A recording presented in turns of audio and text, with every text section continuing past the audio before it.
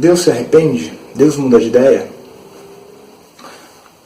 Hoje no projeto Teologando a gente vai tentar responder essas perguntas com base nas Escrituras. O projeto Teologando procura levar a palavra de Deus de forma verdadeira, descomplicada, sempre da perspectiva da teologia reformada. Para começar a responder essas perguntas dentro das Escrituras, dentro da Bíblia, tem algumas verdades que a gente tem que declarar. Primeiro ponto que a gente declara é que a Bíblia, as Escrituras, é a palavra de Deus, inspirada por Deus, e ela é inerrante. Nela não existe erro nem sombra de falha. O segundo ponto é que declaramos que Deus, Ele é soberano, Ele é onisciente. Ele sabe de todas as coisas e nele habita toda a sabedoria. E um terceiro ponto é que Deus, Ele não é humano. Deus não está preso à nossa realidade, à nossa cultura, à nossa mente limitada. Ele não tem a nossa mente limitada, Ele não está preso à nossa realidade, passado, presente e futuro, que a gente chama de Cronos, a linha do tempo. Deus não está preso a ela. Ela não determina fatores na existência ou na vida de Deus. Deus está fora disso. Nós estamos sujeitos ao Cronos, mas Deus não. Deus atua no Cronos, que nós chamamos de Kairos, mas isso é para outro vídeo. Que a ação de Deus no nosso tempo. Então, Deus não é humano, Deus não está sujeito às mesmas coisas que a gente. Essas são algumas verdades iniciais. E a gente parte pelo princípio de entender o que é arrependimento. A gente já falou anteriormente em outro vídeo. A palavra que Jesus usava para arrependimento, metanoia, mudança de mente, conversão, reconhecimento de pecado. E a Bíblia trata arrependimento como isso, como reconhecimento de pecado, como mudança de direção. E o arrependimento, de forma geral, dentro da nossa cultura brasileira, está ligado a isso. Dentro da tradução disso, é mudança de direção, reconhecimento de erro. E partindo desse entendimento, que arrependimento, você se arrepende de algo que errou, por alguma falha, você se arrepende porque você não é perfeito e comete erros, nós não podemos declarar que Deus se arrepende, porque Deus é perfeito. Se nós falarmos que Deus se arrepende, logo estaríamos dizendo que Deus é passível de erro, que Deus é passível de cometer erros. E não, nós declaramos que Deus é perfeito, que Javé é perfeito. Mas vamos agora para dentro das Escrituras. Nas passagens, fala, poxa, você está dizendo aí que a Bíblia ela não tem erros, mas ela se contradiz. Não, ela não se contradiz. A nossa interpretação é equivocada. Nós não entendemos que há erros na Bíblia, que ela não se contradiz. Nós, dentro da teologia, nós chamamos isso de teologia de antinômio. Duas verdades que parecem se contradizer, mas na realidade a sua hermenêutica, a sua interpretação deve estar equivocada. Com certeza. Porque a palavra de Deus ela não se contradiz. Nós estamos fazendo uma interpretação errada. Então eu peguei dois exemplos que são dois modelos, que todas as contradições referentes a arrependimentos nas Escrituras estão enquadradas dentro desses dois modelos. E respondendo esses dois modelos, eu entendo que responderemos os demais, que se enquadram nessas duas mesmas situações. Situação número 1, quando a Bíblia fala diretamente que Deus se arrepende. Vamos em Gênesis 6,6, onde, na tradução aqui, João Ferreira de Almeida, Revista Atualizada, diz o seguinte: então se arrepende o Senhor de ter feito o homem na terra, e isso lhe pesou o coração. Então se arrepende o Senhor de ter feito o homem na terra, e isso lhe pesou o coração. Contexto. A multiplicação do pecado, da maldade humana na terra, tinha se multiplicado muito. E é dentro desse contexto que esse versículo está aplicado. temos que entender que a nossa Bíblia é uma tradução do original. Ela não foi, a Bíblia, as Escrituras, ela não foi escrita em português. Nessa aplicação aqui, nesse contexto, está em hebraico. E hebraico antigo, não uma língua atual, usada nos dias de hoje. Então, toda interpretação é passível de erro e ela tenta trazer o sentido de uma língua, que você não tem mais um povo que fala hoje essa língua, para a nossa realidade em português, para o nosso entendimento em português de outro idioma. Então, é passível de erro, é passível de perca de sentido, por isso nós temos tantas traduções. E partindo olhando para o original no hebraico, o arrependimento, quando se aplica à humanidade, é uma palavra, e o arrependimento, quando é usado para o arrependimento de Deus, é outra palavra. Para o arrependimento de Deus, quando a Bíblia, a Escritura ali, ela tenta falar que Deus se arrependeu, ela usa uma palavra diferente para o da humanidade.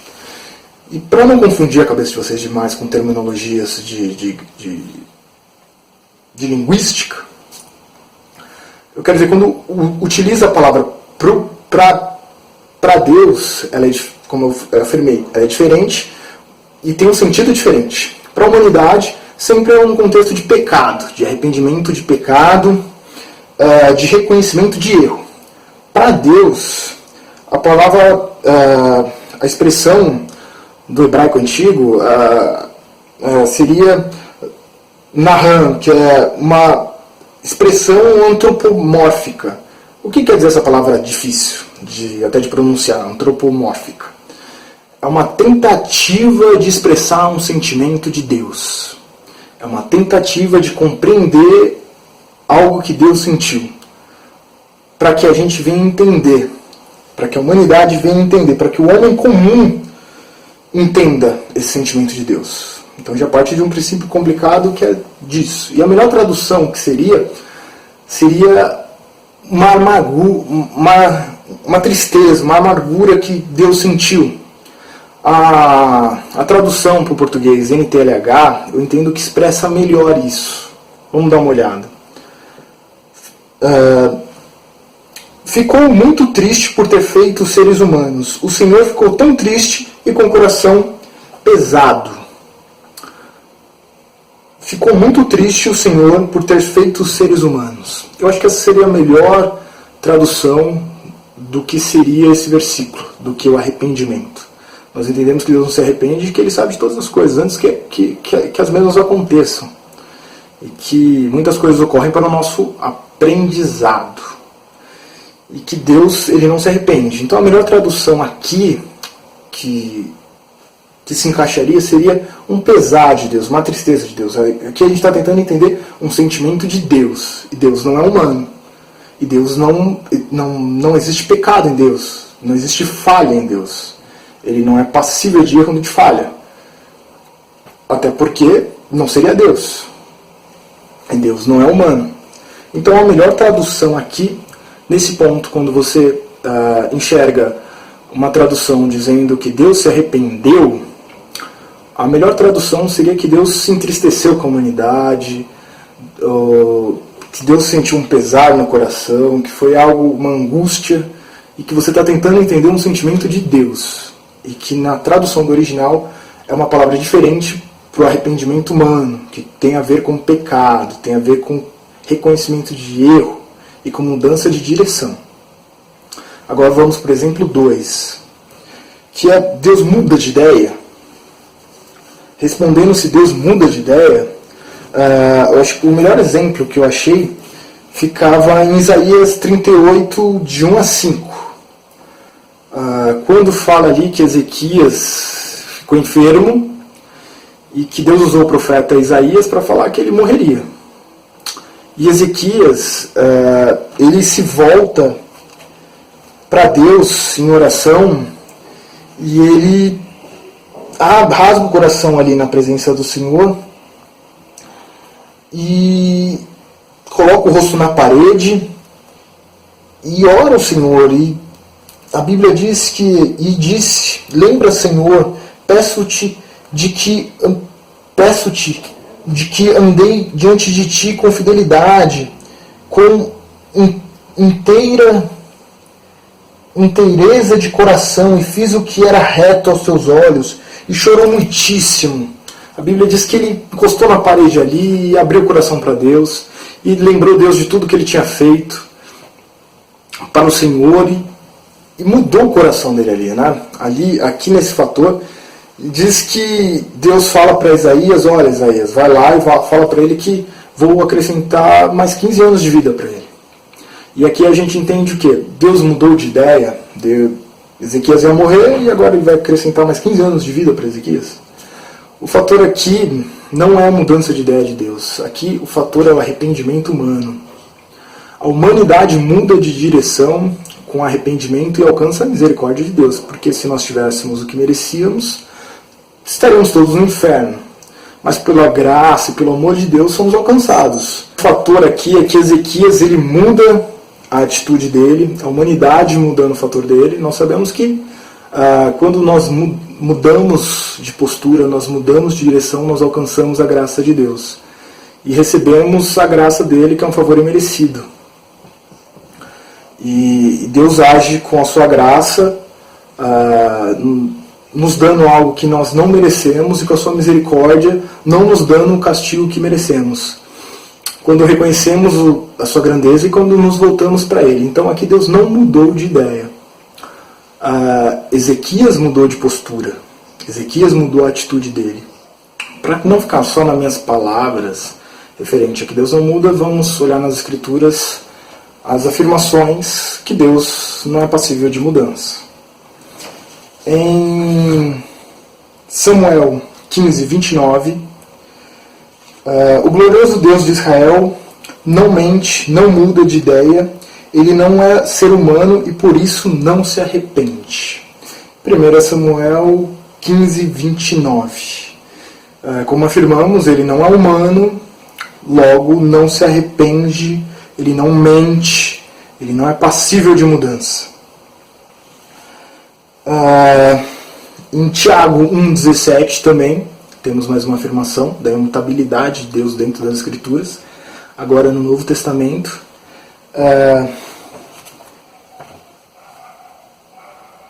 toda boa dádiva e todo dom perfeito são lá do alto, descendo do Pai das luzes, em quem não pode existir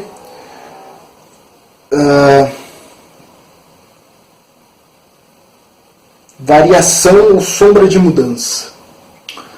Ou seja, afirmando de novo que em Deus não existe variação nem sombra de mudança e que tudo que é bom vem de Deus. A tradução, eu gosto mais nesse versículo também da tradução da NTLH. Eu acho que fica mais coesa. Tudo de bom que recebemos e tudo o que é perfeito vem do céu, vem de Deus, o Criador da luz e do céu. Ele não muda nem varia de posição, o que causaria escuridão. De sorte nossa que Deus não muda, que Ele não muda de posição, que Ele não varia, e que as suas graças e sua promessa são para sempre, e que não existe mudança na posição dele do nosso favor, e do amor dele, da fidelidade dele. Qualquer dúvida, estou à disposição, só mandar inbox, críticas, sugestões. Eu peço que ajudem o projeto em oração. Quem puder, compartilha, curte a página no Face, acompanhe o blog.